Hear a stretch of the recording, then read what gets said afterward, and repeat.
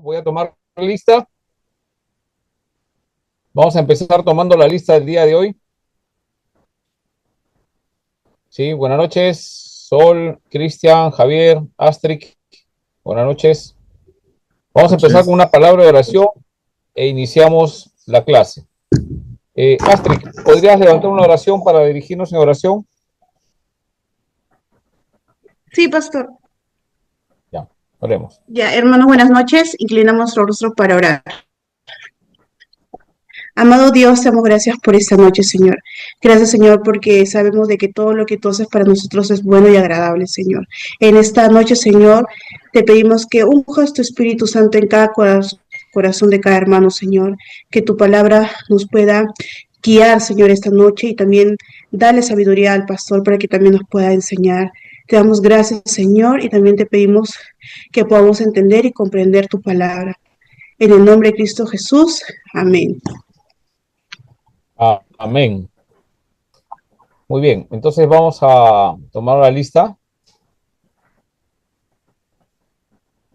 A ver. Ah, esta sería la segunda clase, ¿no? No, ya estamos. Vamos a la tercera. Esta es la tercera clase. Sí, la tercera. Entonces, ya. Listo. Es que acá he Sí. tenido un tema ya. Listo. Esto lo pasó acá, sería la tercera. Voy a ponerle la fecha para no confundirnos. Hoy 16, ¿no? 6 de noviembre. Ujú. 6 del 11, mejor. Para saber y no, ya. Javier Trujillo. Presente, pastor, presente. Julio Cristóbal. Presente, pastor, buenas noches. En minutos Buenas conecto noches, mi cámara Julio. ya. Sí, sí. Zulin Fon. Zulin. Sol Melgarejo. Pastor presente, buenas noches. Buenas noches. Roger Luna. Buenas noches. Adi de la Cruz. Adi de la Cruz.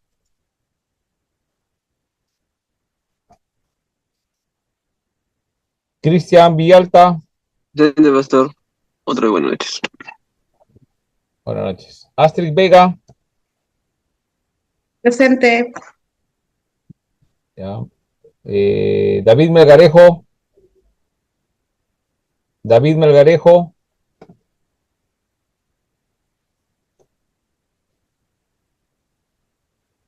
Yamil Girón. Leoncio Díaz. Presente, pastor. Buenas noches. Wilson Chapa. Presente, pastor. Ya.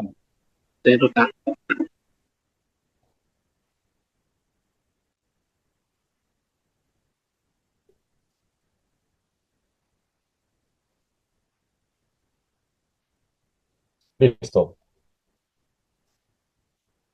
Muy bien. Vamos a continuar con la lección.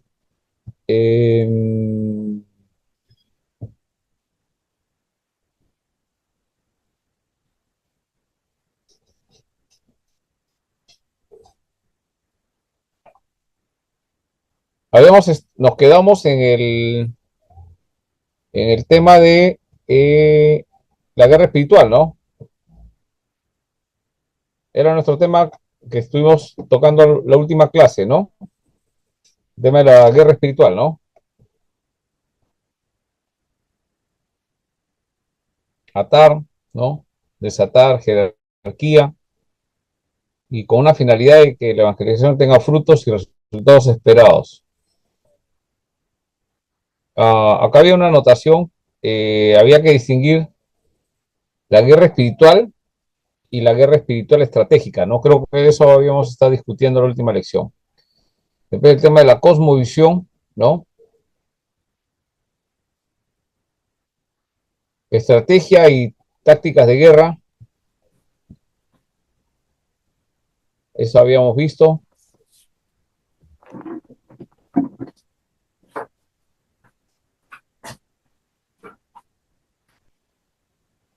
las categorías de demonios también habíamos visto, solo para recapitular, las armas específicas, ¿no? De guerra, en el nombre de Jesús, la sangre de Jesús, son palabras que repiten, ¿no? Después, el acuerdo, ¿no? El ayuno, como parte del arma estratégica para la guerra, la alabanza, ¿no? Palabra de Dios. Los textos bíblicos de Daniel, en Efesios, ya habíamos visto, y habíamos terminado eso. Hoy día vamos a ver el tema de la teología de la prosperidad.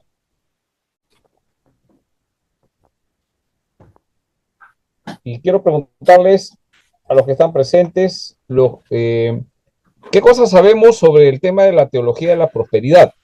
Por eso es una de las teologías contemporáneas, pues. Cuando hablamos de teologías contemporáneas, ¿de qué estamos hablando? ¿Desde qué siglo? Cuando hablamos de teología contemporánea, ¿qué en las primeras clases habíamos explicado que hay un siglo que empieza este tema de las teologías contemporáneas? ¿Por qué es importante? Porque cuando hemos llevado escatología, nos hemos encontrado con el dispensacionalismo, ¿ya? Y a la hora que nos encontramos con el dispensacionalismo en asuntos escatológicos, decimos, pero ¿por qué piensan así? ¿No? Y ¿por qué antes no pensaban así? Los reformadores, ¿por qué no pensaron así? ¿Por qué Lutero no pensó eso? ¿No? ¿Por qué Calvino no pensó? Entonces, bueno, no es que hemos descubierto nuevas cosas que Dios nos ha revelado. Y ahí hay que tener mucho cuidado, porque lo que Dios ha revelado, lo ha revelado en las escrituras. Uno de los problemas es este tema de mucho de, ¿no? Ignoramos los textos bíblicos. Solamente dos, tres versículos que hacemos y no profundizamos. Alguna iglesia presbiteriana de Jesucristo en Perú es profundizar, es profundizar. La doctrina reformada tiene que ver con eso. Y la idea es que nosotros siempre, no es que estemos formando algo nuevo, sino reformar es volverle a dar la forma original. El texto fue dado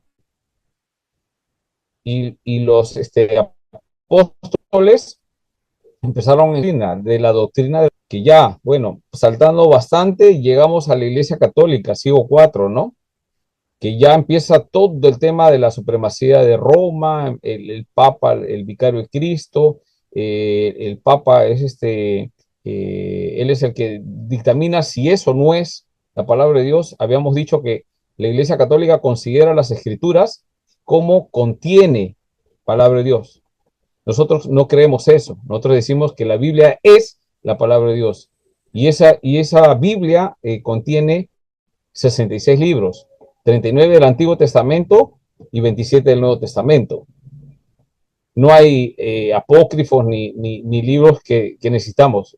Las escrituras son inerrantes, no hay contradicción, no hay error.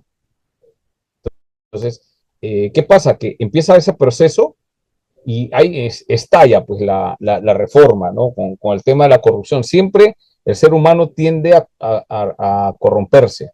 Por eso que uno de los 5 puntos que se consideraron en la reforma y Calvino, el tema de de la depravación total del ser humano. Nosotros somos depravados totalmente por el pecado. Siempre va a pasar. Entonces, por eso necesitamos siempre volver a las Escrituras. Volver a las Escrituras. Jesús nos dijo, separados de mí nada pueden hacer, ¿no?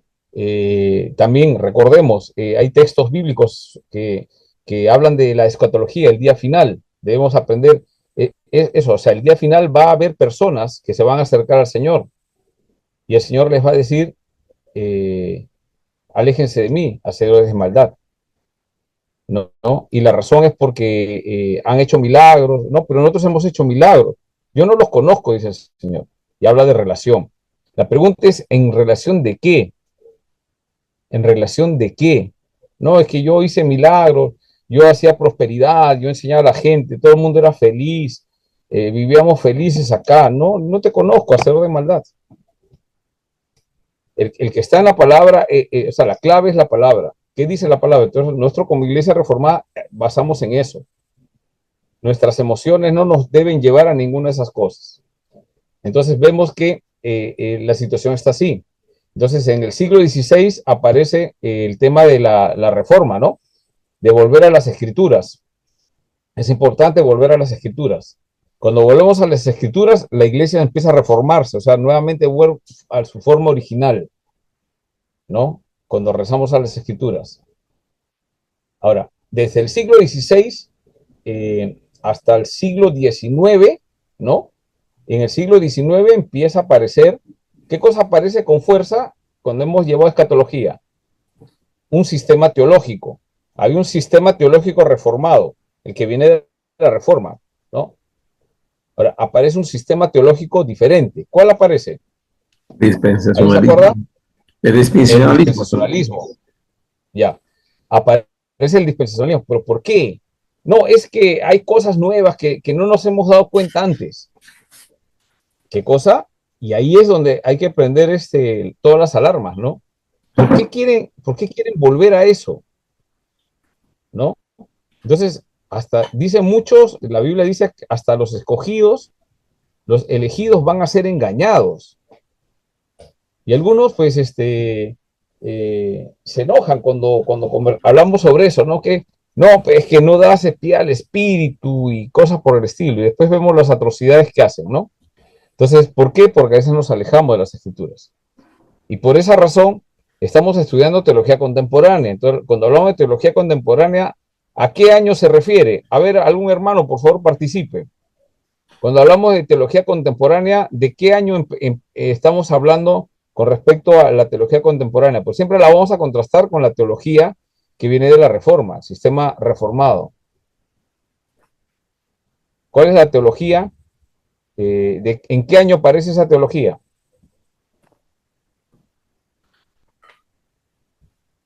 ¿Alguien se acuerda? El siglo XX, pastor. Siglo XX, ¿no? Siglo XIX, siglo XX, ¿no? Y interesante que aparece en ese siglo. ¿Alguien se acuerda por qué razón? Hay un movimiento, hay un contexto. Hay un contexto. Claro que siempre hay un contexto para todo este hecho, pastor. ¿No? Aparece la Biblia de Scofield mostrando las dispensaciones y todo ello, en ello aparece pues una corriente de lo que hoy estamos viendo, ¿no? Ya. Pero sí, aparecen muchas formas de pensar con la Biblia Scofield, pero en el siglo XIX, o sea, aparte del tema de interpretación, aparece el tema del el razonamiento. O sea, la razón quiere imponerse, ¿no? O sea, ya, ahora, nosotros como cristianos, cuando vemos las escrituras, tenemos que razonarlas, ¿sí? Tenemos que, o sea, nuestra fe, tenemos que dar razón de nuestra fe. No podemos simplemente decir, sí, yo escucho, ¿no? Porque ahí caemos en dificultades. Ahora, el tema del racionalismo, que es el problema, el racionalismo es que todo lo quieren racionalizar. Entonces, empiezan a leer las escrituras, algunos, ojo, creyentes, que quieren usar el racionalismo para leer las escrituras. Y eso es lo que empiezan a interpretar las escrituras desde el siglo XIX. ¿Me entienden? Entonces, desde el siglo XIX empiezan con el racionalismo, empiezan a tratar de entender las escrituras. Y empiezan a leer las escrituras y, por ejemplo, el nacimiento virginal de Jesús es un milagro. ¿Sí? Entonces, eso, ¿qué pasa? No puede ser. No, eso no es verdad, es un mito, es una leyenda escrita por los autores los autores bíblicos, ¿no? De los evangelios, con la finalidad, ¿no? De ayudar a la fe de los cristianos, pero eso no, esa parte no está escrito por el Señor, no es inspirada, ¿no? Entonces, empiezan a racionalizar y ahí empieza el problema. Y eso es lo que conocemos como la teología liberal. La teología liberal tiene que ver con eso, con estos pasajes son inspirados, estos no son.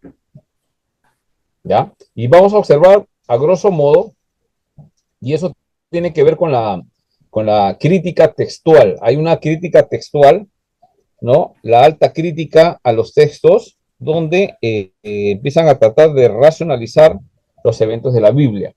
¿Y sabes qué? Eso aparece, ¿dónde creen que aparece? Yo lo mencioné en la clase anterior. ¿En qué país aparece? ¿En qué continente y en qué país aparece el tema de este movimiento racionalista que se le llama liberales? Son cristianos liberales. ¿Dónde aparece?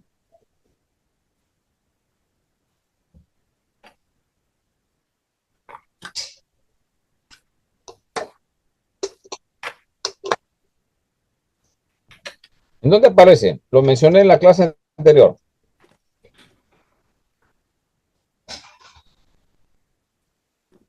Creo que solamente estamos Javier y Cristian, ¿no?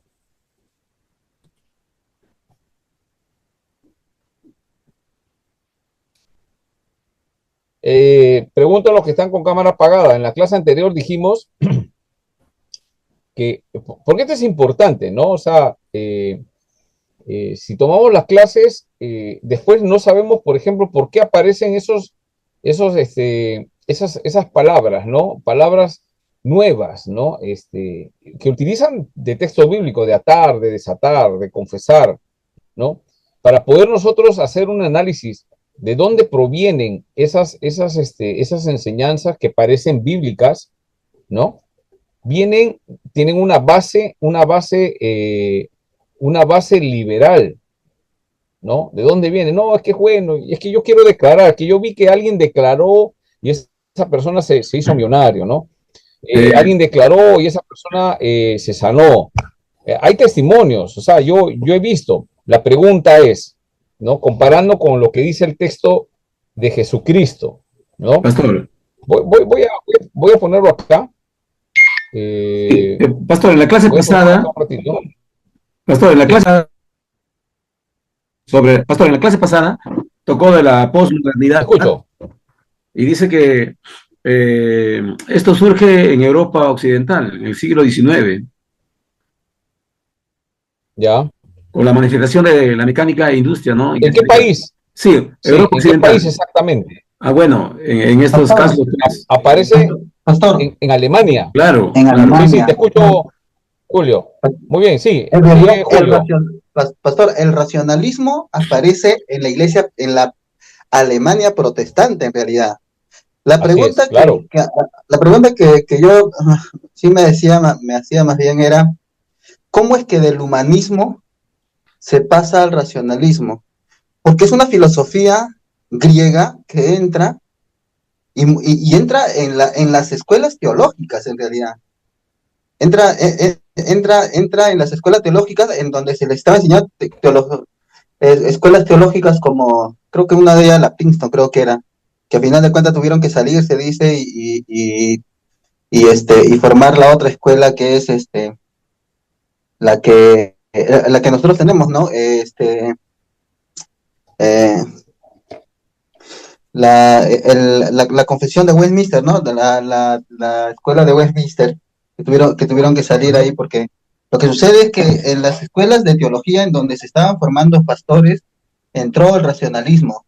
Entonces ya nos imaginamos nosotros qué es lo que se predicaba en los cultos, pues, ¿no? ¿Qué es lo que ellos hablaban? ¿Qué es lo que ellos predicaban en sus organizaciones? Entonces, el tema es cómo es que del humanismo, que también es una filosofía que intentan poner al hombre, a recobrar al hombre a su dignidad, hacerlo más humano, hacerlo más consciente, con mayor razón, entra, ¿no? Ya en las enseñanzas y en las doctrinas bíblicas al punto de querer racionalizarlo todo. Personas como Descartes, por ejemplo, ¿no? Un gran idealista que dio un aporte a la sociedad, pero sin embargo él dudaba de todo. Y él decía que la duda es lo esencial, ¿no? O sea, tú no puedes creer así nada más, ¿no? Siempre hay duda, ¿no? Otro, por ejemplo, otro idealista muy conocido que trajo muchos aportes, Hegel, ¿no? Hegel que dice que antes normalmente se tenía a la escritura como el fundamento básico, no había discusión en eso, pero él dice, no, él cambia eso y dice, no, existen tesis, y ante una tesis siempre va a existir una antitesis.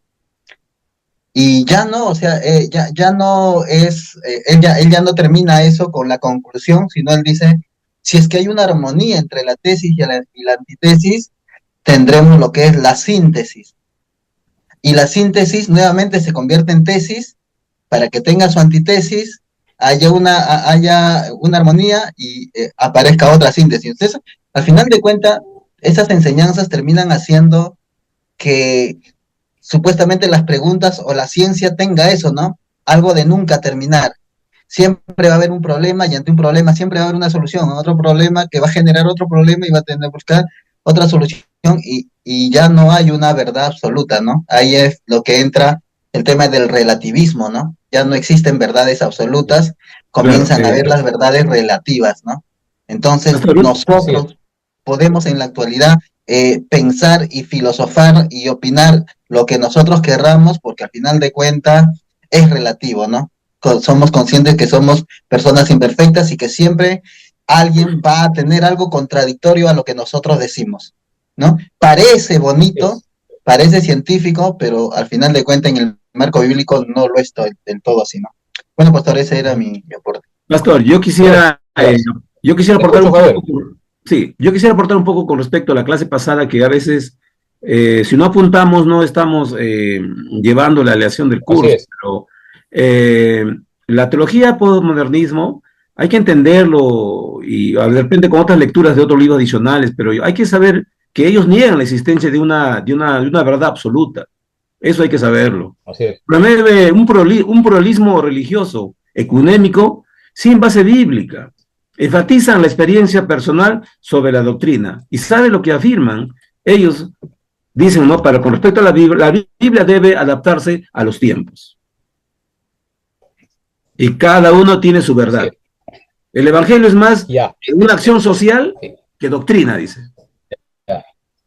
Es justo ha mencionado un punto, bueno, los dos también, Julio, y me gustaría que el resto también pueda opinar, ¿sabes por qué, hermanos? Porque en ese asunto de estudio de teología es necesario leer, y seguramente mi conocimiento y lo que yo puedo aportar es limitado, ¿no? Por varias cosas, por el tema de tiempo y por tema, yo estoy dando las pautas generales, lo que sí deberíamos saber, ¿no? Que no deberíamos, y tratamos de aplicarlo, siempre acá para ponerlo también en una base, o sea, pisando tierra, ¿no? Despegamos, aprendemos, pero siempre tenemos que traerlo esto a tierra, cómo funciona. Entonces, ustedes tienen que leer, ¿no? Informarse. Ahora, en redes sociales hay mucha información, la IA te ayuda, pero siempre tienen que saber de qué fuentes se están tomando la información, ¿ya? Siempre tienen que leer. Entonces, el punto de la teología contemporánea es importante. ¿Por qué? No solamente porque vamos a estudiar la teología, no estoy de acuerdo con la teología de la prosperidad, ¿no? ¿Por qué? Porque ese es Luna, que no me cae bien, que dice cosas medias extrañas, ¿no? A algunos les va a gustar, algunos copian sus prédicas y se lo llevan a su iglesia, ¿no? Entonces, a algunos les gusta cierto personaje. Entonces, hermano, nosotros tenemos que estar escuchando, mirando y viendo en dónde está el tema.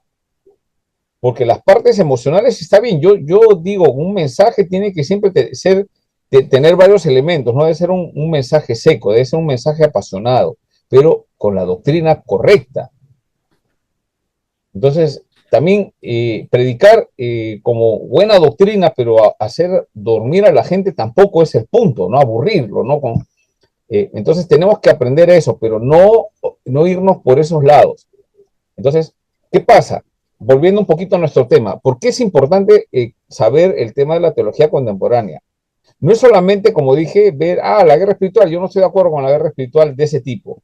Yo no estoy de acuerdo con la prosperidad. Yo no estoy de acuerdo con la teología de la homosexualidad y las cosas que están considerando. No es solamente decir eso. Hemos visto que aparece el dispensacionalismo y cómo el dispensacionalismo afecta como sistema teológico en la escatología con respecto a las personas. Entonces, ¿de dónde aparece? En el siglo XIX.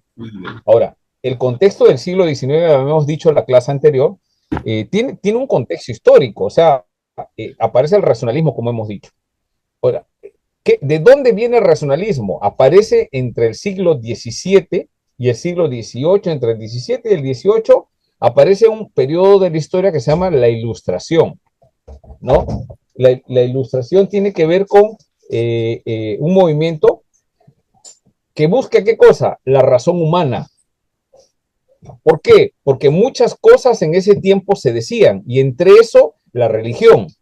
La religión te decía, tú haz, ¿no? Entonces, por ejemplo, los textos de la Biblia, ¿cómo estaban escritos? Digamos, o sea, vamos a nuestro asunto, entre otros.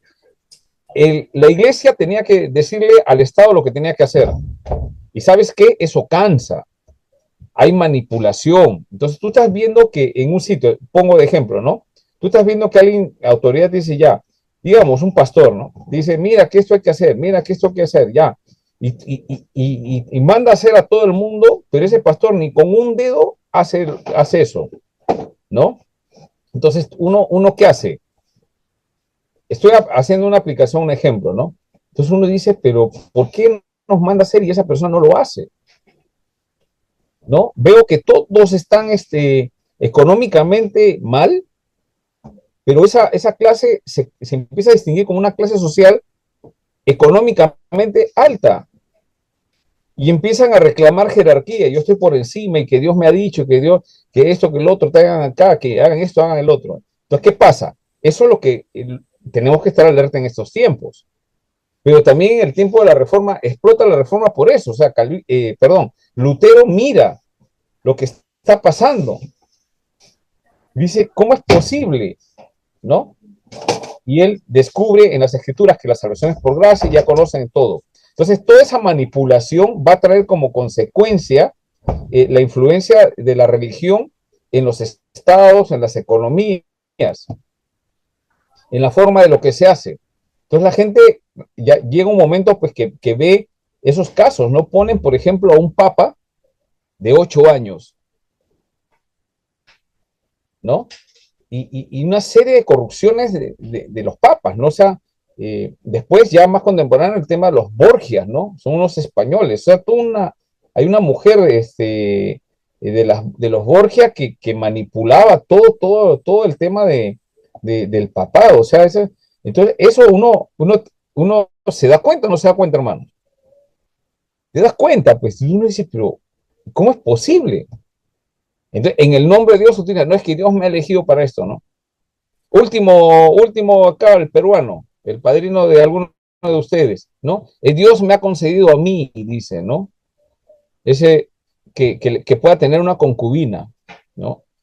Entonces, ¿qué es eso? Es lo mismo. O sea, ¿cómo es posible que alguien diga en plenos 2024 que Dios está concediendo a algunos una concubina porque su esposa no le atiende sus necesidades? ¿Dónde? ¿No?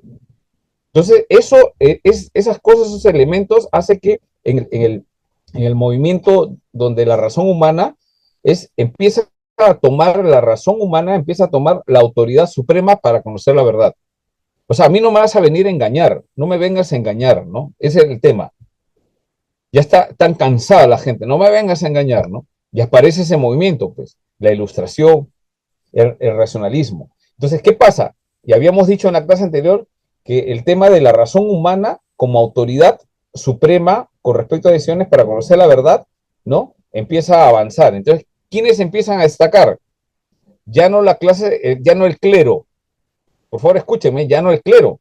Empiezan a aparecer filósofos, los pensadores, ¿no? Empiezan los pensadores a decir, ¿no? Mira esto, mira el otro. Y aparecen pensadores, ¿no? Calvino era un pensador. Lutero, por supuesto que sí. Pensadores, no es alguien especial. Nosotros somos pensadores. Cuanto más conocimiento, preocupación, análisis, estructura escribes, te vuelves en un pensador con más influencia. Otros no quieren hacer eso, ¿no? Les gusta seguir nomás o copiar de internet. Lo que dice la IA lo ponen.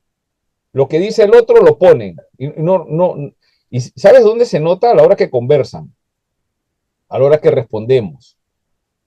Entonces acá nos estamos preparando porque vamos a pararnos en un sitio. Usted es egresado del seminario, ¿no?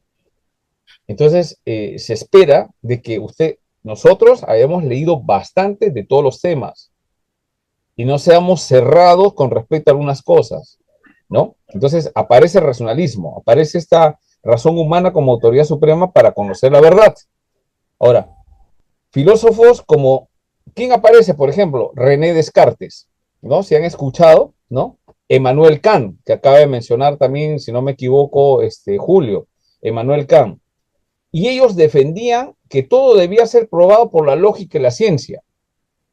Pensadores, o sea, entonces, ese movimiento, esa forma de pensar, también empieza a entrar con respecto a las escrituras, ¿no?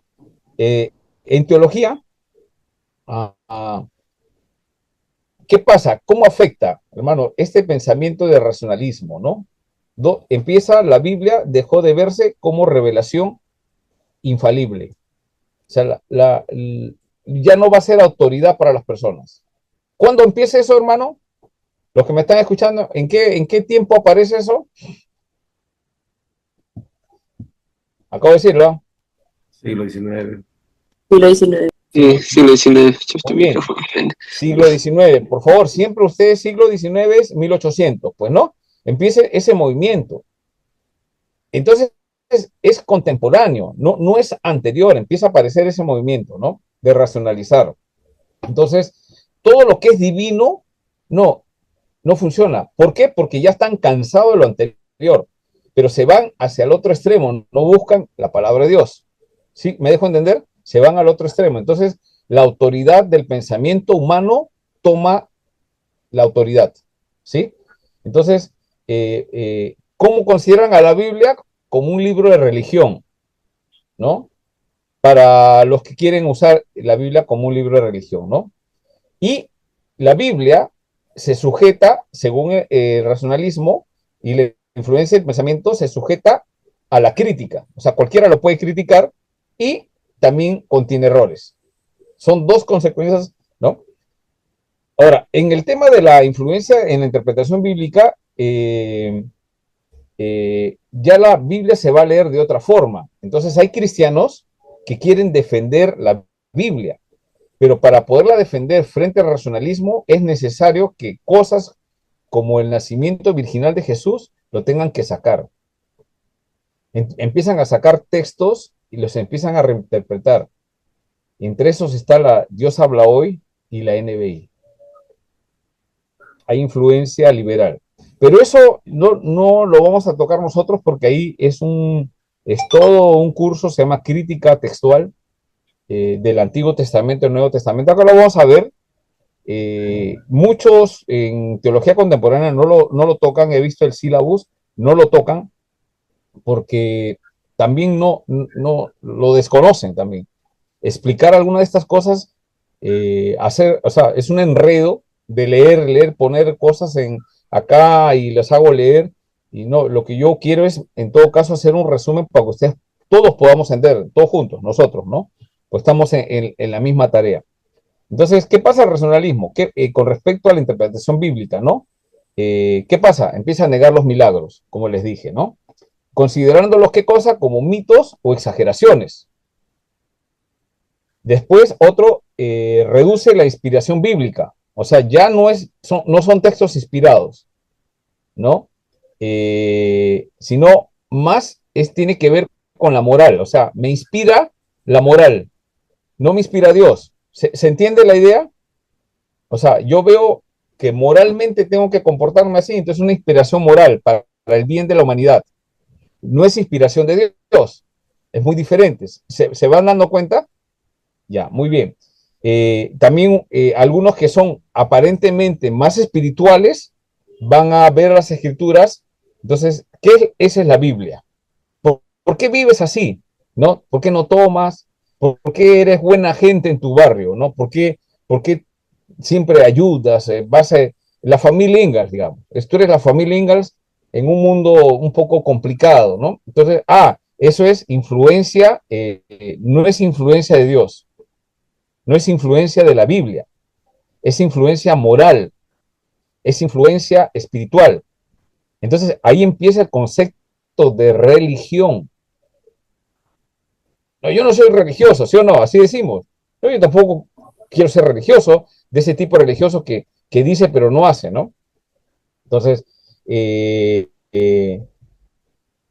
ahora, la Biblia también está subordinada, ahí está el problema, ¿no? Que justo habíamos mencionado en la clase anterior y que Javier rescató, el tema de la fe está subordinada a la razón, ¿sí? Entonces ya la Biblia no te dice lo que tienes que hacer, sino que adaptas la Biblia A para, tiempo. o sea, la adaptas. Este tiempo tiene esto, entonces hay que enseñar, digamos, un ejemplo, a los niños hay que enseñar, es algo que sucede y ustedes se van a encontrar y hay que tener mucho, mucho tino. Lo mencioné en la clase anterior. ¿Cómo disciplinas a un hijo? Entonces, en este tiempo, hablar de corregir con disciplina, o sea, una rebelión, ya hemos explicado, ¿no? El que ha estado durmiendo, ha estado atendiendo otra cosa en la clase anterior, en las clases anteriores, me van a entender mal esto. Pero la Biblia dice que hay que corregir con una vara. Pero ¿qué se corrige? La rebelión. No el hecho de que un niño no sepa hacer algo. A un niño hay que enseñarle. Se va a equivocar, no le va a salir bien. Ya, le doy. No. Tienes que enseñarle, capacitarlo, prepararlo de tal forma que él sepa hacerlo. Y cuando ya sepa hacerlo, él tiene que obedecer y hacer. ¿Sí? Entonces, si hay rebeldía, casos de rebeldía, la Biblia dice cómo hay que corregirlo con la varita, ¿no? Ya hemos explicado, no vamos a volverlo a hacer. Pero decirlo eso en estos tiempos es un salvajismo. Alguien me dijo, pastor, o sea, usted golpea a sus hijos en una persona, ¿no? Que tiene confianza conmigo, ¿no? Cuando le enseñé, no, yo no golpeo a mis hijos, ¿no? Yo no los golpeo, no soy, pero sí los he corregido. Ahora ya no, pues no, ya están grandes. Y Abraham, el último, pues bueno, ya tiene más suerte porque varios en la casa le instruimos, le cuidamos. Pero cuando ya le toque, también le tocará, ¿no? Pero eso es golpear cuando hay que corregir con la varita, ya hemos explicado cómo, ¿no? Entonces, para este tiempo es violencia, ¿no? ¿No? Cosas por el estilo. Entonces, la pregunta es, la palabra de Dios entonces se equivoca. Hay que adaptar, lo mencionó Javier en antes, ¿no? Entonces hay que adaptar la disciplina a estos tiempos. Entonces ya no hay que darle varita. Hay que llevarlo a la reflexión. Por supuesto que sí, hay que llevarlo a la reflexión, pero cuando ya llega un tope de la rebeldía, la Biblia dice que hay que hacerlo, ¿no? Los que hemos aplicado eso, hemos corregido, ¿no? Los que no lo han hecho, entonces empieza nuevamente el tema del racionalismo, donde la ciencia y la razón van por encima de las escrituras. ¿Alguien me va entendiendo? ¿No? Entonces, la razón, por ejemplo, no, hay que hacer otros métodos, ¿no? Nunca le digas no a un niño. ¿Ustedes han escuchado eso? ¿No? En psicología, algunos psicólogos dicen no, a un niño nunca decirle no. ¿Pues por qué? Porque esa forma le hace que se le queda grabado no. Entonces, sí, se le queda grabado no. ¿Y cuál es el problema que se quede grabado no? Es que siempre va a decir en su vida, no puedo, no puedo, no puedo, no puedo, y nunca va a poder hacer nada. Entonces yo me quedé así, pero ¿cuál es el razonamiento de eso, no? Y la Biblia enseña, pues, por ejemplo, en los 10 mandamientos, por lo menos los 10 mandamientos del Decálogo, a ver si te acuerdas, Sol, ¿qué es la palabra que empieza?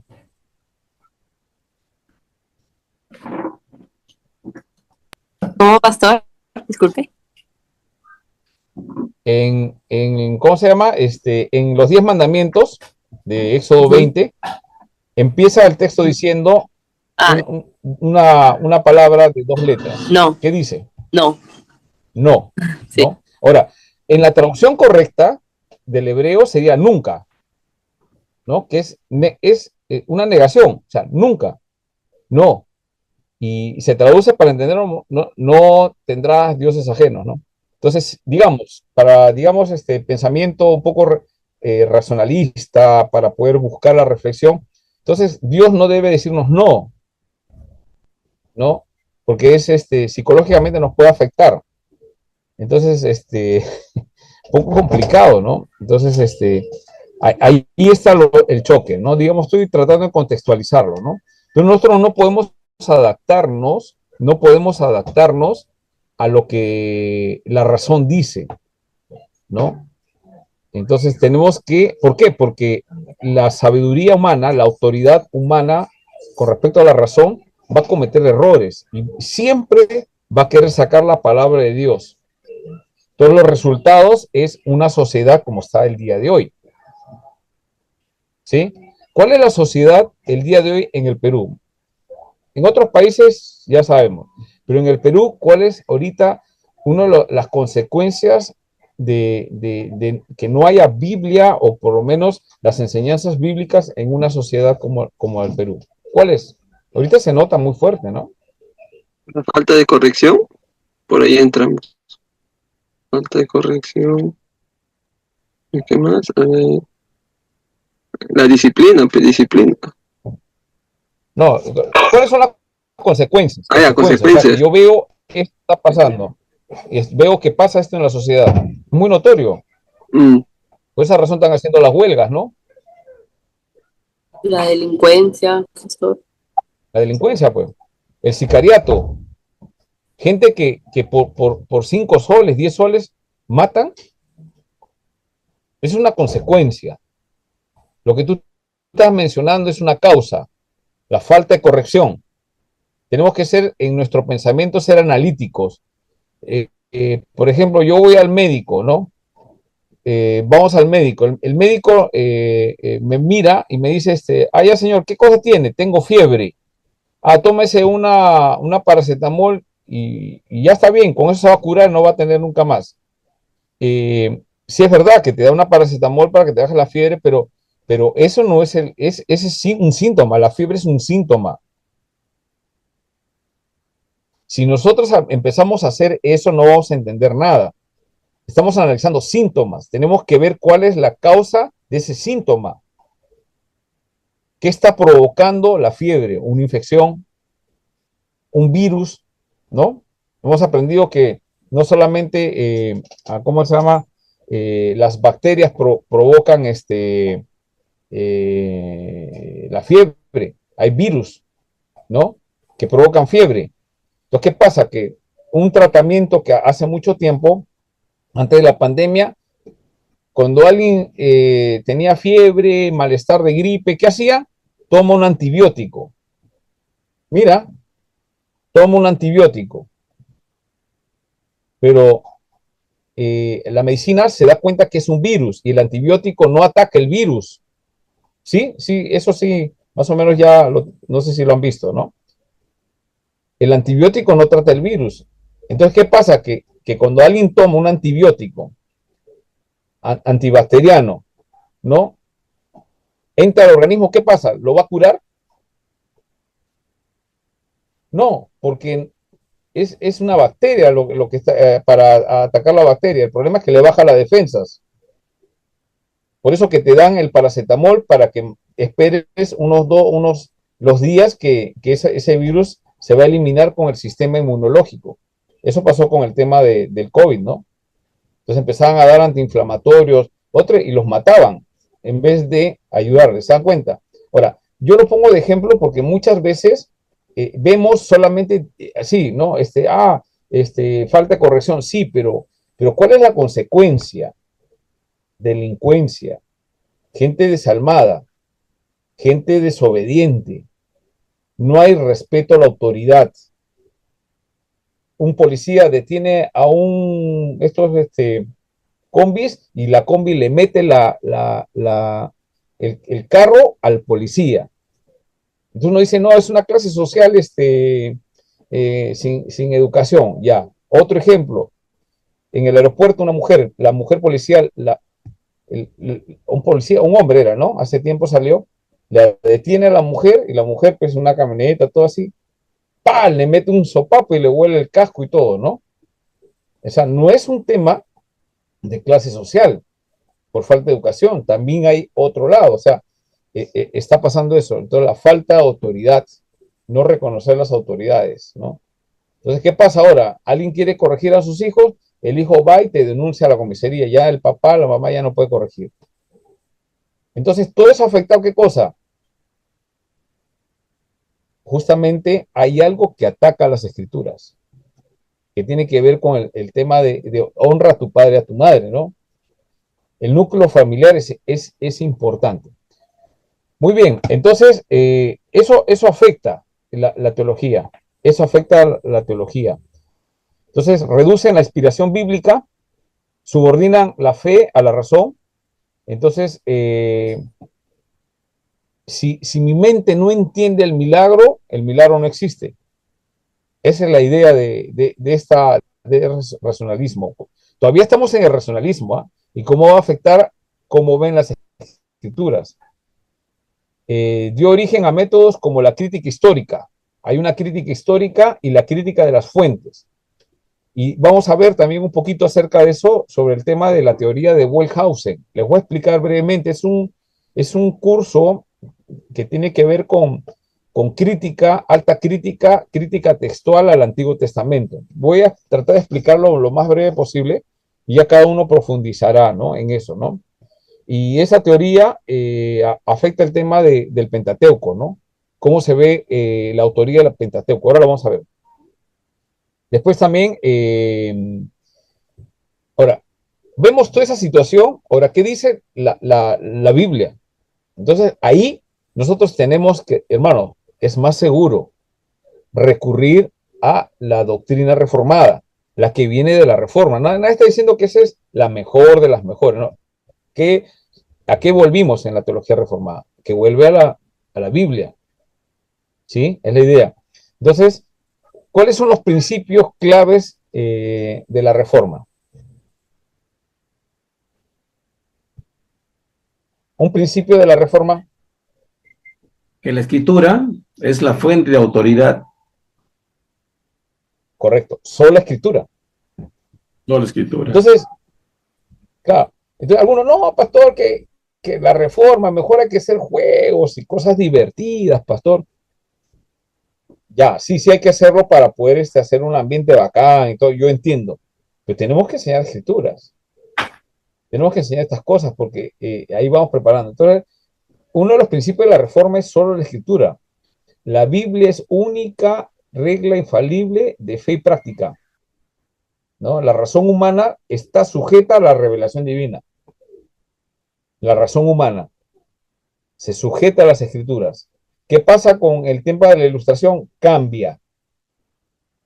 ¿Sí? Entonces, se anula el tema de la Biblia. Entonces, la razón humana dice, esto es de Dios, esto no es de Dios. Yo hago una pregunta, por favor. Los que están con la cámara apagada, los que están con la cámara prendida, yo sé que me están mirando. Por lo menos sé, ¿no?, que están escuchando. Pero los que están con la cámara apagada, por favor.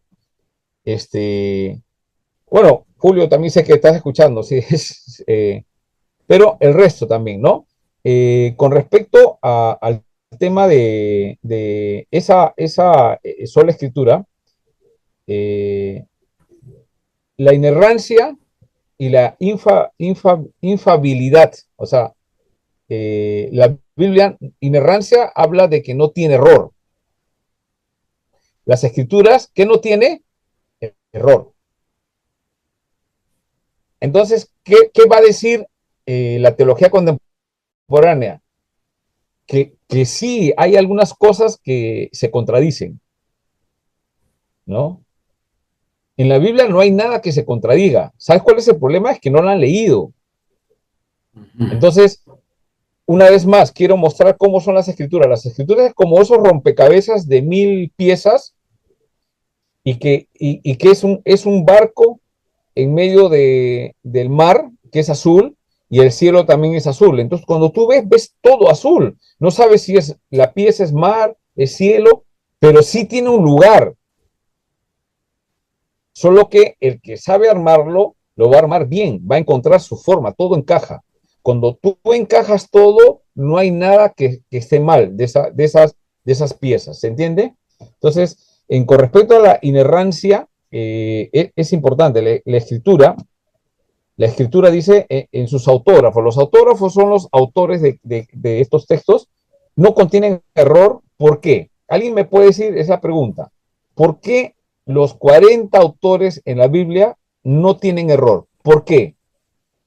Porque fueron inspirados por el ¿Por qué? Espíritu Santo. El autor, pues, es Dios. Ya, Roger, está bien, está bien, está bien. O sea, fueron escritas por Dios. Dios es el autor, el Espíritu Santo. Por eso no tiene error. Pero ya, ahora tú pásalo esto que dice, esto que no, o sea, llévalo a la razón.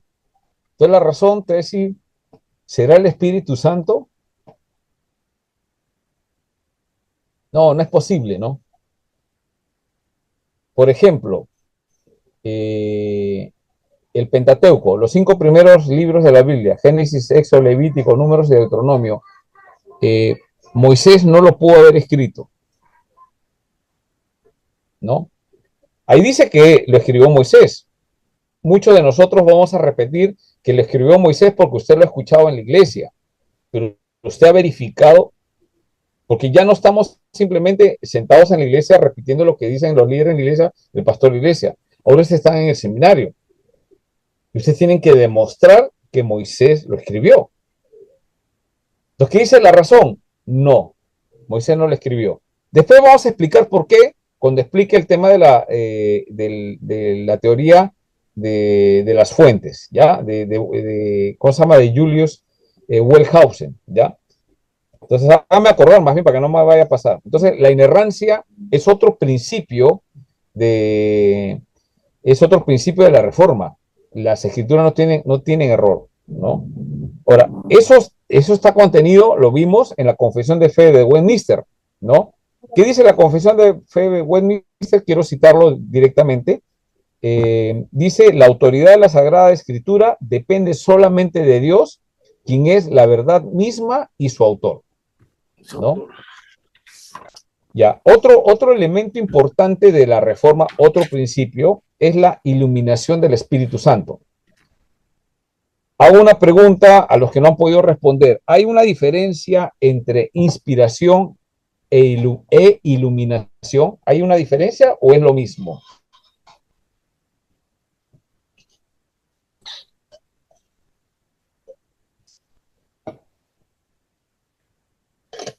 ¿Cómo es la pregunta, pastor? ¿Iluminación con inspiración? Inspiración, sí. ¿Es lo mismo? No es lo mismo, pastor. La Es lo mismo, ¿no? inspiración es algo que proviene directamente de Dios y que lo ejerce al hombre. Me parece que y la iluminación es la interpretación de la escritura ya, o sea, de la palabra ya escrita, ¿verdad? Sí, ya, muy bien. Bueno, sé que algunos ya lo saben, pero el resto no sé si lo saben, ¿no? Me están escuchando, no sé si yo le preguntara a Wilson, por ejemplo, ¿me podrías explicar la diferencia? Wilson, no sé si ya llegaste a tu casa, o Cristian, ¿no? Ya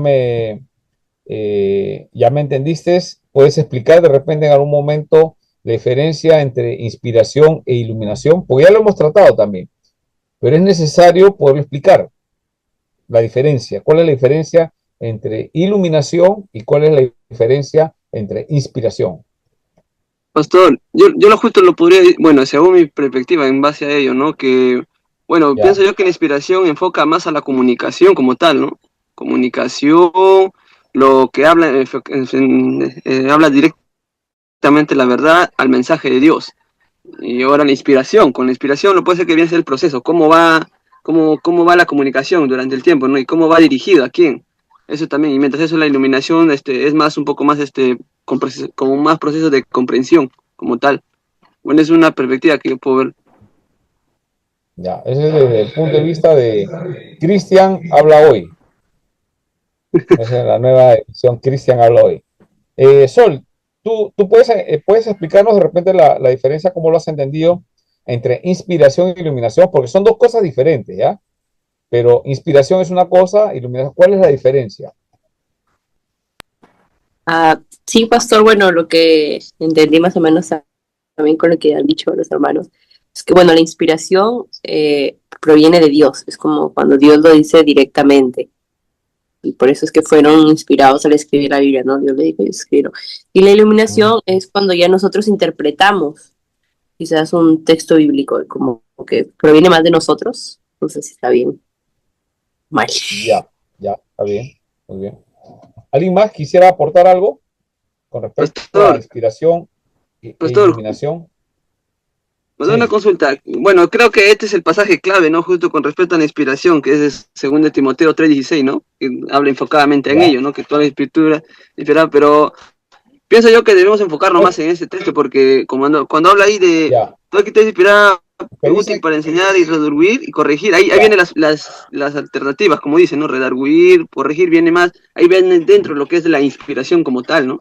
Pienso yo debemos ya, ya. enfocarnos más A en ver, ello. espera, Cristian, ese texto dice toda Toda escritura es, ¿qué es cosa? inspirada por Dios, es inspirada por Dios. Es inspirada por Dios. Yo te hago una pregunta, ¿a qué se refiere? ¿A qué texto? Eso está en Timoteo. Sí, según ¿Y quién Timoteo está, 3:6. quién está hablando a Timoteo? ¿Quién le habla a Timoteo? Acá ¿Quién es el autor de Pablo es Timoteo? el autor, pero Dios es el que habla por medio de él. Ya. Y le dice Pablo Toda, a ah, ya, Timoteo, le dice toda toda escritura escritura es es inspirada. inspirada.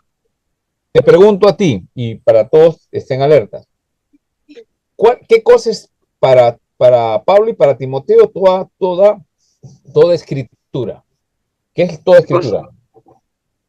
la verdad, pues, que inspirada por, No, bueno, no, como, ¿a qué se refiere? ¿Al Antiguo ya, ya, Testamento, al Nuevo Testamento, al Apocalipsis, al Génesis? ¿A qué se eh, refiere cuando dice toda la escritura?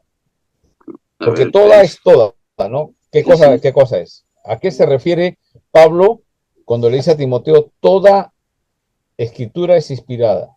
¿A qué se refiere toda escritura?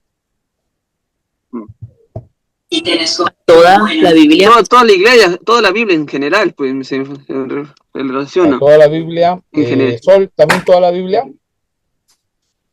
ya. ¿Alguien más que dicen? Provecho, Leo. Acá tengo mi pana. Está antojando igual que Sol. Ah, estoy haciendo unas galletas. También, también. Voy a sacar mi galletita, Igualmente vas a pues. invitar en la enseñanza. Ya. A ver, cuando dice el texto de 1 de Timoteo, ¿a qué se refiere toda? A ver, alguien que pueda dar una opinión, aparte de Sol y Cristian. Esa es la ley, pastor. Todavía no existía el Nuevo Testamento en ese momento. La ley y los profetas que Ya, muy bien. respetaban, ¿no? Los judíos en Pastor, esos tiempos. Sí, Javier, ¿te escucho? Sí, Javier, te escucho.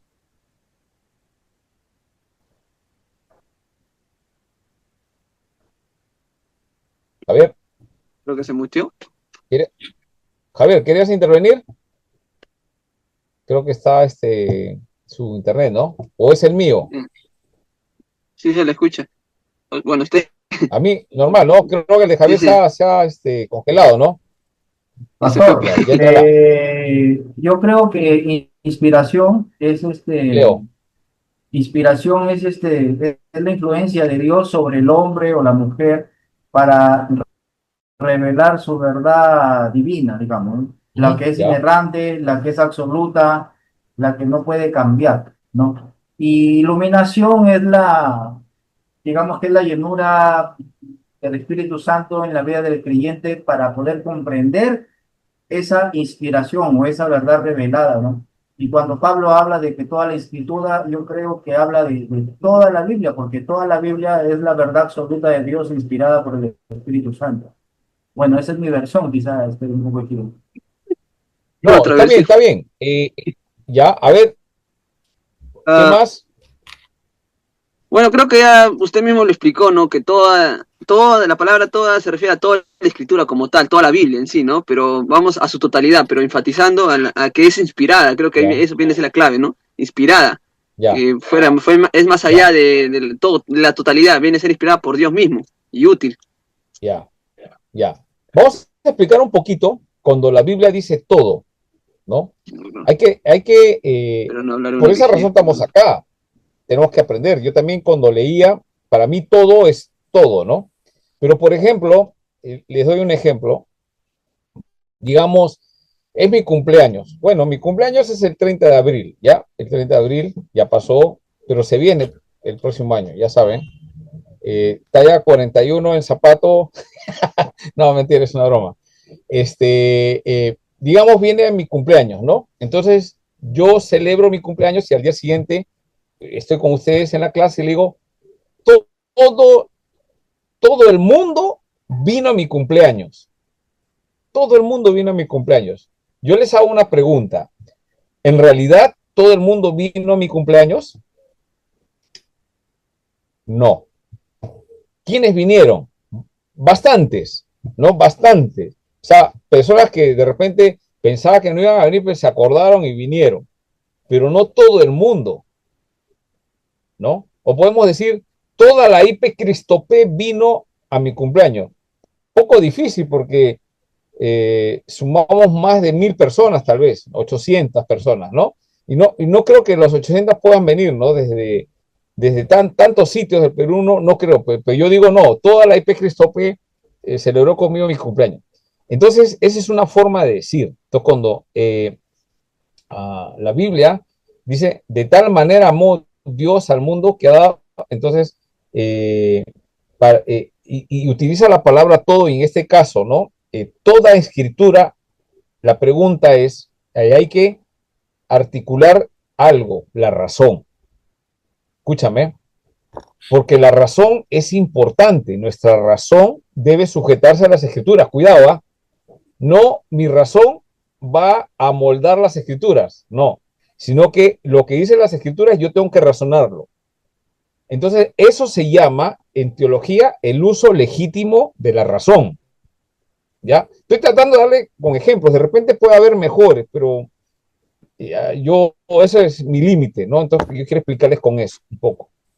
El uso legítimo de la razón. Entonces, ¿qué hace la razón? La razón no descarta, no se descarta, ¿sí? Sino que se somete a la escritura. Ahora, voy a citar algo interesante que decía Calvino, ¿ya? Dice que Juan Calvino enseñaba que la razón es una dádiva divina, es una dádiva de Dios, la razón. Porque todos razonamos, pues no podemos nosotros creer, vienen y te dicen que Papá Noel existía. ¿Hasta qué edad creíste que Papá Noel existía? Algunos ya, sé que ya, por ahí aparece alguien que nunca no sabe ni de Papá Noel, ya, está bien. Digamos los que nos engañaron, pues, los que nos engañaban de niñitos, que venía Papá Noel y te dejaba algo, ¿no? A mí me engañaron.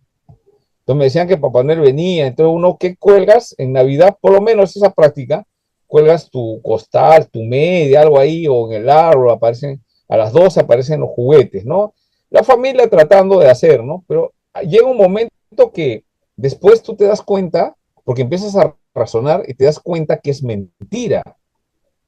La razón me llevó a eso, ¿no? A todos, ¿o no? Bueno, a los que creíamos en Papá Noel, digamos, cuando éramos pequeños, ¿no? Padres no creyentes, obviamente, ¿no? Mis padres no eran creyentes. Entonces, trataban de adaptarse como el mundo funciona, ¿no? Hay un regalo, ¿no? Ahora mis hijos, definitivamente, pues yo a ellos desde chiquito he dicho que Papá Noel no les trae nada, ¿no? El que trabaja soy yo y su mamá, y Dios me da la fuerza, capacidad, energía y una ayuda especial también para poder proveerles algunas cosas para ellos, ¿no? Entonces saben que todo proviene de Dios a través del trabajo y cosas por el estilo, ¿no? Ellos no creen en Papá Noel, yo les he criado así, ¿no? Porque han nacido en la fe. Pero cuando a mí me enseñaron, entonces, y a los que nos engañaron, con eso en algún momento nos dimos cuenta que no era Papá Noel y que no existe, que es un personaje ficticio, ¿no? Entonces nos damos cuenta, la razón nos hace dar cuenta de las cosas, ¿no? Y trata de buscar la verdad. En este caso, la razón como hemos dicho, debemos usar la razón, uso legítimo de la razón. Y Juan Calvino enseña eso, ¿no? Juan Calvino enseñaba que la razón es una dádiva divina, pero cegada por el pecado. ¿Alguien entiende? Nuestra razón, ¿cuál es el problema? Que está cegada por el pecado.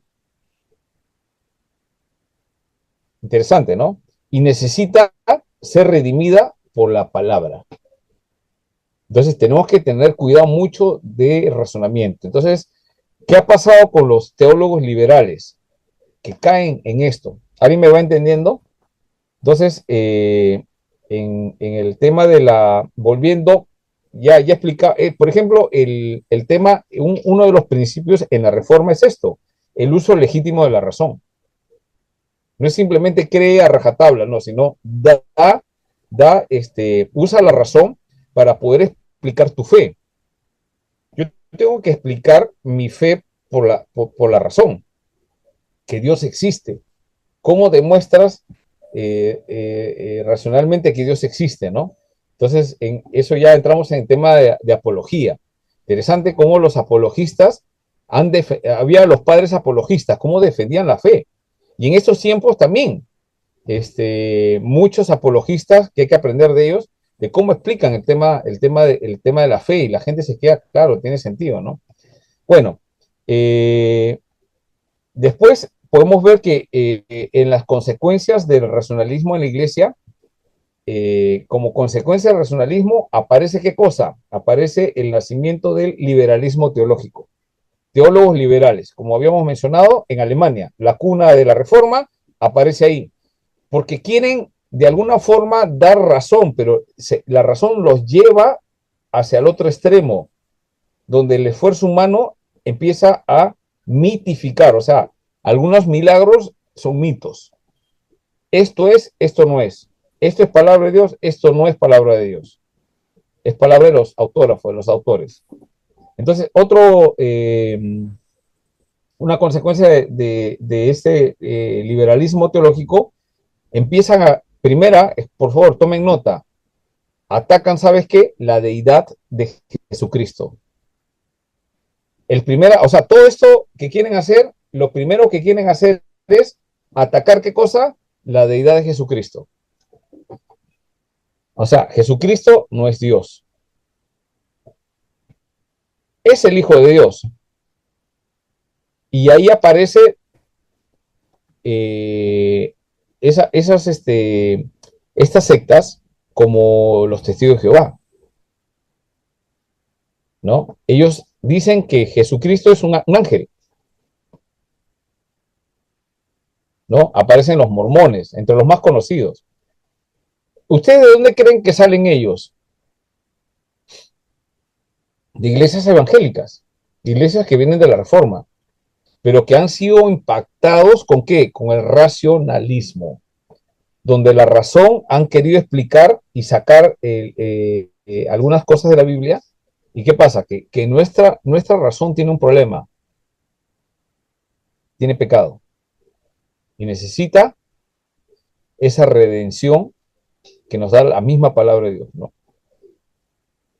Ahora, niegan la resurrección niegan la deidad de Cristo, y como consecuencia, Cristo no ha resucitado. Cristo no ha hecho milagros. Mira, y después les voy a decir dónde están metidos estos liberales en muchos libros que nosotros leemos. ¿Alguien ha leído este libro? Contexto cultural del Antiguo Testamento. editorial Mundo Hispano, ¿no? Comentario del contexto cultural de la Biblia, Antiguo Testamento. ¿Sí? Y entre eso y otros, ¿no? Yo lo tengo ahí, porque son libros y son eruditos, son gente erudita, pero que ya ha sacado, o sea, el racionalismo ha predominado, ¿no? ¿Qué más? La pérdida de confianza en la Biblia como palabra de Dios. Ya no es palabra de Dios, contiene palabra de Dios. ¿Quién dice en qué religión o qué iglesia dice que la Biblia contiene palabra de Dios? Contiene, no es, sino que contiene la Iglesia Católica. Fragmentación doctrinal y secularización de muchas iglesias, ¿no?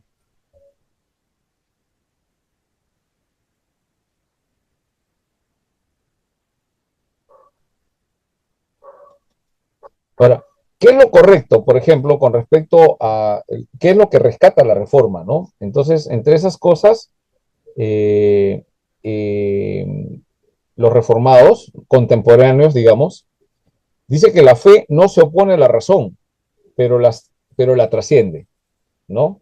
O sea, la fe trasciende la razón, porque la razón humana caída no puede comprender plenamente a Dios sin su revelación.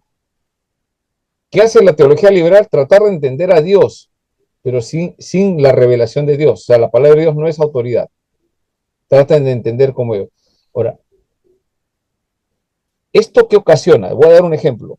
El tema del tema de aceptación de la homosexualidad en la iglesia. Hay iglesias que están aceptando. ¿De dónde sacan eso?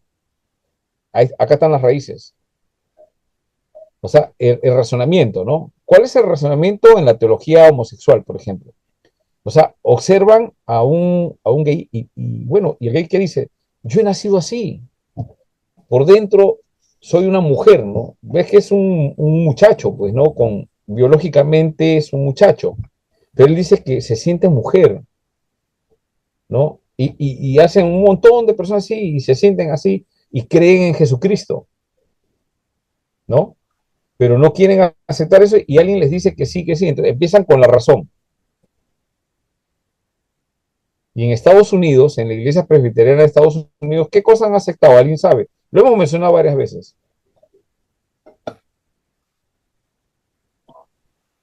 ¿Alguien se acuerda? Alguien del matrimonio, creo que lo han aceptado en una iglesia presbiteriana de Estados Unidos. ¿Qué ha pasado? Ustedes explíquenme ahorita. A ver, explíquenme con lo que he explicado un poquito. Explíquenme ustedes qué ha pasado en esa iglesia. ¿Qué ha pasado? ¿Por qué han aceptado eso? O digamos tú, o alguien de repente acá está ya próximo para también creerlo, aceptarlo como parte, ¿no? Al margen del tema de identidad, ¿no? O sea, la homosexualidad va a haber. El punto es, ¿por qué ahora hay una teología para eso? Iglesias donde casan a personas del mismo sexo. Clérigos, o como pastores, ordenados expresamente con confesión gay, ¿no? Se han confesado gays. Entonces, la pregunta es, ¿de dónde viene eso? Por favor, explíquenme.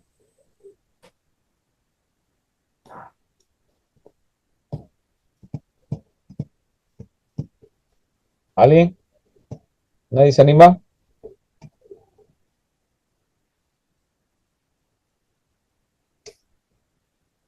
Tiene que ver entre lo que las escrituras dice y lo que la razón te hace ver.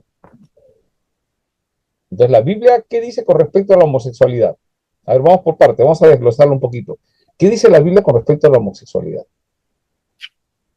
¿Es o no es pecado? Vamos, a ver, vamos con cucharita, les voy a sacar. ¿Qué dice la Biblia que la homosexualidad es o no es pecado? Sí lo es, o no lo es.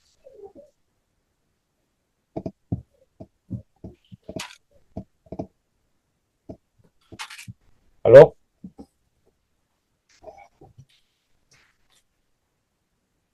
¿Aló? ¿Se me escucha? Claro, sí es pecado, pastor, porque dice que ni los adúlteros, ni los fornicarios, ni los que se acuestan con hombres heredarán el reino de los cielos.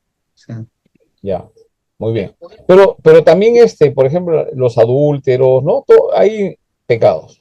Pero digamos, solo analicemos esto, para no haya un tema que alguien vaya a pensar, no, que hay un odio. No, no. O sea, simplemente, ¿cómo aparece la teología? Ahorita después vamos a ver, aunque ya trabajémoslo de una vez, para ya avanzar en otros puntos. Ahora, ¿qué pasa? Que la Biblia dice eso ¿no? O sea, para el Señor eso es abominación, es un pecado. Pero la razón dice con el tiempo, o sea, sí, o sea, entonces empiezan la razón, entonces Dios ha tenido que haber creado hombre, mujer, pero también personas de ese sexo. Dios los ha creado así, ¿no? Es algo que viene así, Dios me ha creado así, me gustan los hombres, a mí me gustan las mujeres, a otro le gustan, quiere ser perro, ¿no? Entonces, cuando vamos a las escrituras, vemos que Dios creó varón y mujer. No ha creado más. Entonces la razón me dice, no, pero aparece, pues mira, son cosas que la Biblia no lo menciona, pero que empieza a elaborar una teología ahí, ¿no? ¿Te das cuenta? Y por ahí aparece, no sé si lo han escuchado, el texto donde David con Jonatán, con el hijo de Saúl, ¿sí? Eran bien amigos, una amistad, pero de varones, ¿no? Pero dice que David declara en el texto que para el amor, lo que siente, ese amor que siente como Jonathan, como su amigo, un amor filial, ¿no? Ese amor que él siente supera el de las mujeres. Entonces utilizan ese texto y lo tergiversan para decir que había una relación homosexual entre Jonatán y David. Y como están las cosas en el mundo, entonces tú dices, oye, de repente, ¿no? Empiezas a cuestionar las escrituras, ¿no? Entonces empiezas a encontrar detalles para que fortalezcan tu tema, ¿no? Y al final aparece una teología que evidentemente contradice las escrituras como hemos visto. Pastor, ¿Sí? sí, solo quería añadir Sí, nada te más escucho. que todo esto proviene justamente de la teología liberal, ¿no? O sea, lo que el objetivo de los teólogos liberales, y por eso le hablaba yo acerca del humanismo hace un rato, ¿no? Los ilustrados y todo eso que usted ha hablado, el teólogo liberal intenta devolver, dicen ellos, la dignidad al hombre, ¿no? El empoderamiento humano, ¿no? En todo caso, y que tiene que ver eso con el derecho, ¿no? Y ahí justamente entra ya, ¿no? El derecho, ¿no? La parte legal, lo legal. Entonces, intentan mostrar ellos que el ser humano debe tener derecho, o todos los seres humanos tienen los mismos derechos. Y eso es parte porque el hombre necesita recobrar su dignidad. Y entonces cualquier tipo de marginación hacia el ser humano no debe ser, debe ser rechazado. Y en un momento el teólogo de liberación o la teología de la liberación, como aparece, ¿no? Yo considero que este personaje que aquí en América Latina fue un católico, Gutiérrez, no sé, su nombre no recuerdo ahorita, este católico Gutiérrez, o sea, él forma un libro, hace un libro sobre lo que es teología de la liberación. Y en su afán de querer mostrar eso, él se va por los pobres, ¿no? Y que dicen que el hombre debe tener la misma dignidad, o sea, no debe existir clases sociales o el rico, ¿no? Y el pobre no debe marginarlo. O sea, hasta ese punto yo pienso que inicialmente tiene un buen comienzo, ¿no? Una buena perspectiva porque delante de Dios todos somos iguales. Sin embargo, el teólogo liberal, con el pasar del tiempo, entra a esto de justamente de la dignidad del hombre, de que todos deben ser iguales, de que todos deben tener derecho, y los lanza ya hacia otra faceta, hacia otra área. Y en la actualidad, ahora nosotros nos preguntamos, ¿no?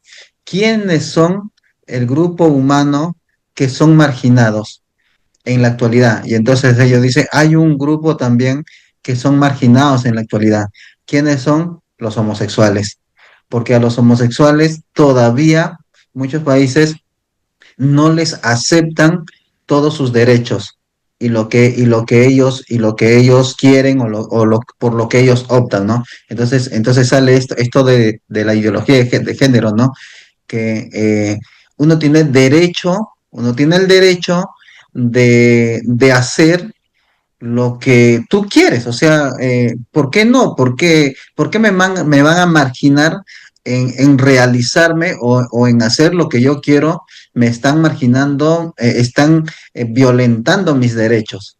Y entonces, en ese objetivo de la liberación, justamente de liberar todo eso, han trascendido ya no solamente al tema de ricos y pobres, sino han trascendido ya a temas en la parte de nosotros podríamos decir en lo moral, ¿no? Y entonces ahorita una persona homosexual dice, no, Ujú, yo tengo el derecho también de vivir y de realizarme como persona. Y si yo quiero casarme con alguien de mi mismo sexo, ¿por qué me lo tienen que impedir, no? Y muchas iglesias en todo caso ponen hasta textos bíblicos, ¿no? Intentan ahí justamente, ¿no?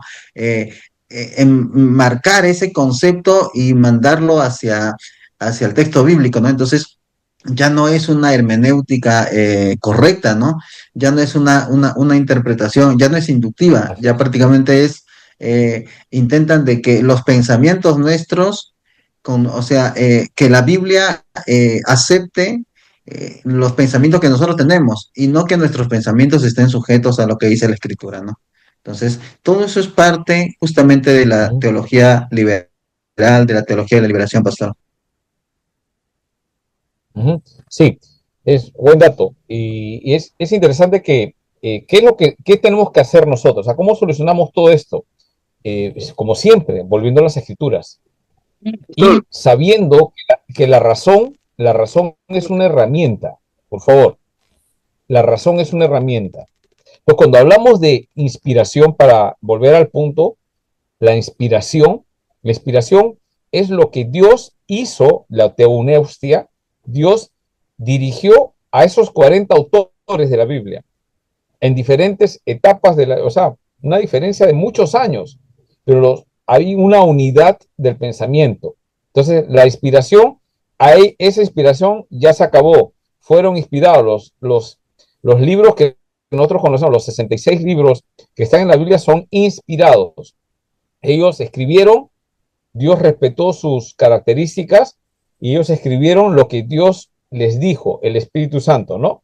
Ellos escribían con su estilo y todo lo que Dios les dijo. Todo está ahí, eso es palabra de Dios, no contiene, es palabra de Dios. ¿Y qué cosa es la iluminación? La iluminación se da cuando nosotros leemos esa revelación. ¿Cuál es la revelación? La Biblia. Y esa Biblia es inspirada por Dios. Entonces yo creo que es la fuente de autoridad para mi vida. Fe y autoridad. Yo creo lo que dice ahí. Entonces, la iluminación, ¿qué hace? Me hace que yo lea esa revelación y la iluminación viene también del Espíritu Santo. ¿Y qué hace la iluminación? Me hace entender las escrituras. Hemos estudiado que lo que hace el Espíritu Santo es enseñarnos. Nos consuela todo, pero nos enseña, nos guía, nos orienta, nos ilumina. Todo eso es iluminación, pero no es inspiración. Nadie tiene ahorita inspiración de Dios. Todo es iluminación. Y la iluminación se da sobre lo que ya Dios ha dicho. Esa es la fuente de autoridad. No, pero yo necesito un poco más. Ahí hay un problema, porque puede desviarse un pensamiento que hacia otras cosas. Entonces, Pastor, la interpretación bíblica reformada debe considerar qué cosa? La exégesis. Es importante la exégesis. ¿Qué es la exégesis? Sacar lo que el texto dice. Y cuando sale eso que dice la Biblia, yo soy un ser pensante y uso la razón. Entonces, ¿qué es la razón? La razón es mi herramienta, es una herramienta, pero mantiene la autoridad absoluta la escritura sobre toda filosofía o cualquier método humano. ajá. Pastor, Javier, creo que querías quería comentar acotar algo. algo, sí, siguiendo la Sí, línea. La sí, te inspiración. escucho. El Sí. Espíritu Santo inspiró a hombres, dice. Pero una vez que ha inspirado, tenemos, dice la palabra más profética, más segura, dice. Pero no nos olvidemos también que la iluminación también es obra del Espíritu Santo, que nos hace recordar todas las cosas, ¿no? Por eso dice, ¿no? Dice el Señor Jesús, os conviene que yo me vaya, dice, porque si no me fuera, no vendrá el Espíritu Santo, el cual os guiará, os enseñará, os hará recordar todas las cosas que yo os he dicho. Así es. Entonces la inspiración y tanto como la iluminación, para mí, es obra única del Espíritu Santo.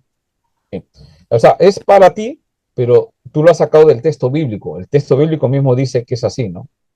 Entonces nosotros le damos la definición como inspiración. Toda escritura es inspirada, ¿no? Por eso, y la escritura inspirada que era para Timoteo de parte de Pablo, era sobre el Antiguo Testamento. Pero también aplica al Nuevo, sí, porque toda la escritura es inspirada. Hacemos, ¿no? 66 libros. Entonces, ¿qué pasa? Ahora, hay unos textos bíblicos claves, importantes. Proverbios 3, 5 al 7, ¿ya? Dice, confía en Jehová con todo tu corazón y no te apoyes en tu prudencia, ¿no? En Romanos 1, 21, 22, profesando ser sabios, se hicieron necios. 1 Corintios 2, 14, dice, el hombre natural, ¿qué hace? No percibe las cosas que son del Espíritu de Dios. Acuérdense. Y en Antiguo Testamento hay un texto, Isaías 55, 8, 9, mis pensamientos no son vuestros pensamientos, ¿no?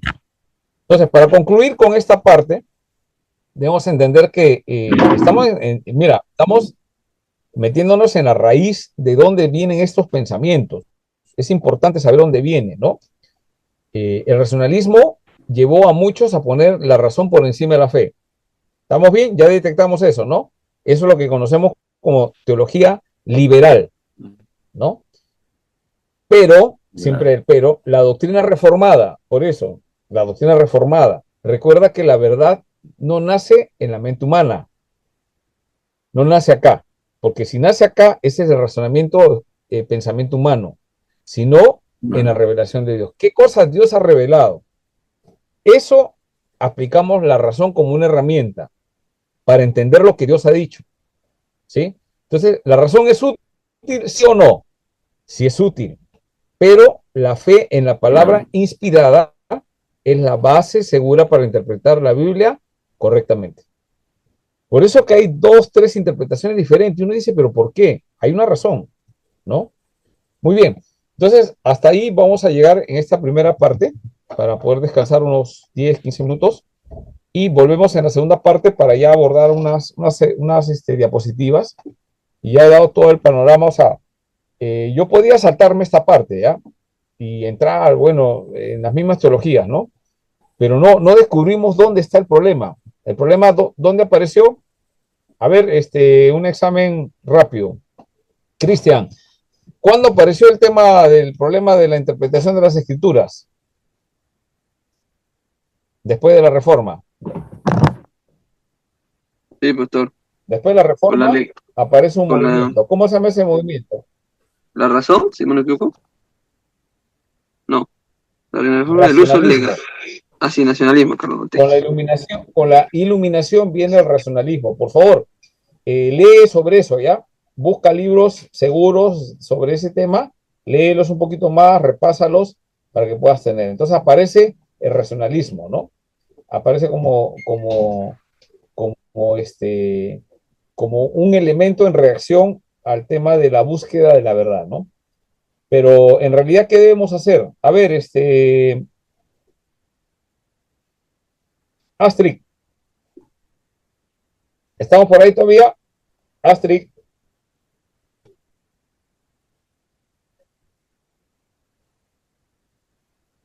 Roger.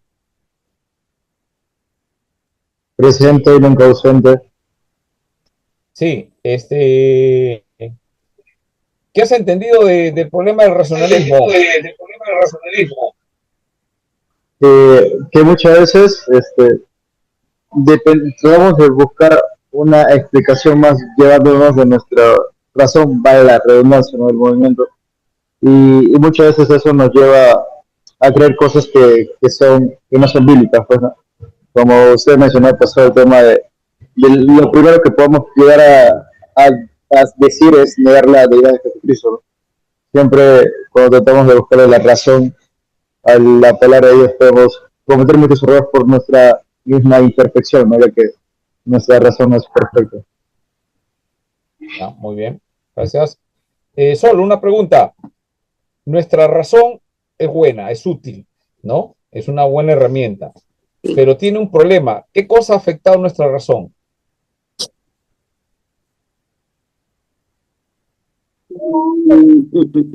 ¿Qué es la situación del hombre, ¿no? O sea, estamos afectados con algo. ¿Qué cosa es lo que ha afectado? O sea, eso que ha afectado al hombre en su relación con Dios, que nos ha separado, también tenemos que pensar que eso ha afectado nuestra razón. ¿Qué cosa es lo que ha afectado? El pecado, pastor. El pecado, el pecado. No, siempre tenemos que verlo así. O sea, el ser humano se afecta el pecado al cuerpo. Sí, mi cuerpo es pecaminoso. Entonces, ¿qué Lutero que hacía? Metía golpes, pues, se flagelaba, ¿no?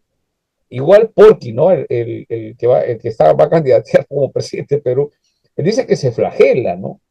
Porque le han enseñado, pues, o sea, el pecado está en su carne.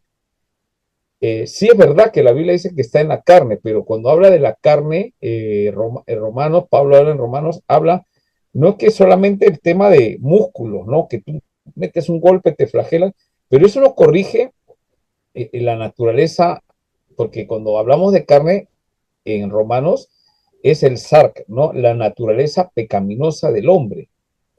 Entonces, si la naturaleza ha afectado carne, pensamientos, también ha afectado nuestra razón. ¿Por qué pienso así? Pablo en Romanos 7 dice, yo en mi mente está hacer el bien, pero en mi carne, naturaleza pecaminosa, termino haciendo lo que no quería hacer. Y me doy cuenta que el pecado habita en mi naturaleza humana. Entonces, eso quiere decir que, por ejemplo, nuestras emociones estarán afectadas por el pecado.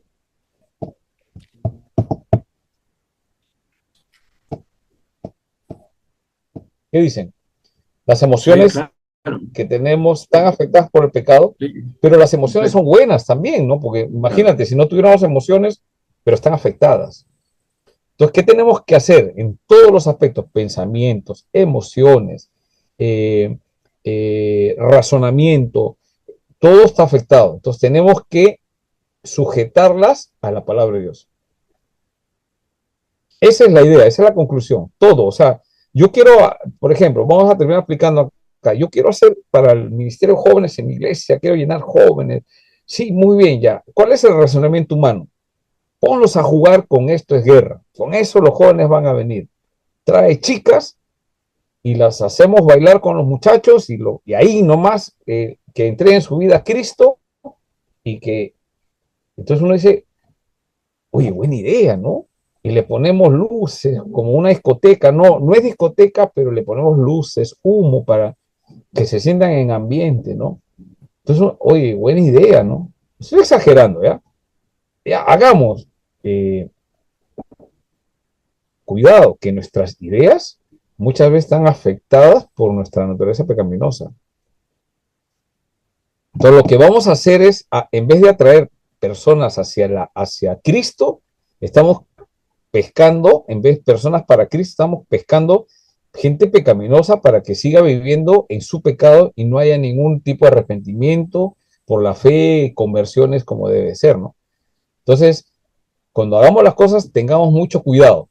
Ese es el punto, ¿no? Entonces, ¿cómo aplicamos nuestra enseñanza de las teologías, las cosas que hacemos en la iglesia? Hay que tener mucho cuidado cómo las hacemos y cómo vamos a hacer, ¿no? Entonces, la doctrina siempre tiene que ser pues lo que la palabra de Dios dice para nuestras vidas. Es la fuente de autoridad. Nuestras ideas, pensamientos, ideas, filosofías o razones no va a imponerse por encima de las escrituras. Muy bien, entonces si hay preguntas en la segunda parte y descansamos un rato. Sí, te escucho, Cristian.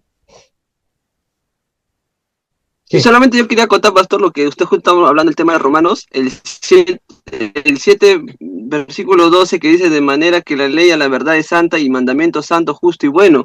Bueno, ahí viene lo que usted dice, ¿no? Que ahí vemos que la ley no es un problema como tal, sino que la ley viene a ser el pecado en nosotros mismos como tal, que nos enfoca a no cumplirla por medio del pecado. Y esto nos prepara para lo que hay en el segundo acto, donde Pablo abre su corazón, creo, si mal no me equivoco, para el arrepentimiento, ¿no?